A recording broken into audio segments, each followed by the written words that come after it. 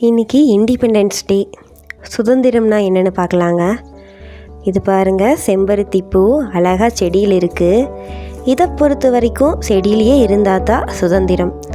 இல்லை அந்த செடியை விட்டு விலகி போயிடணும், நான் ஃப்ரீயாக இருக்கணும்னு நினச்சி நம்ம எடுத்துட்டோம்னா அது சுதந்திரமானு கேட்டால் இல்லை, அது அந்த பூவுக்கு சேஃப் கிடையாது.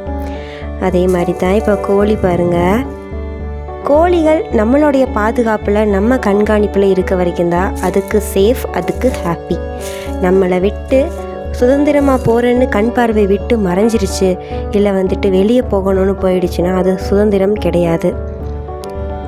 அது சேஃபாகவும் இருக்கணும், ப்ரொடக்டடாக ஹாப்பியாகவும் இருக்கணும். அதே இந்த வானத்தில் சுற்றி திரிகிற பறவைகளை பாருங்கள், அது வானத்தில் பறக்க வரைக்கும் தான் சந்தோஷம். அதை கூண்டில் அடைச்சோம்னா அது சுதந்திரம் கிடையாது. அப்போ சுதந்திரம் அப்படிங்கிறது ஒவ்வொரு மனுஷங்களுக்கும் மாறும்.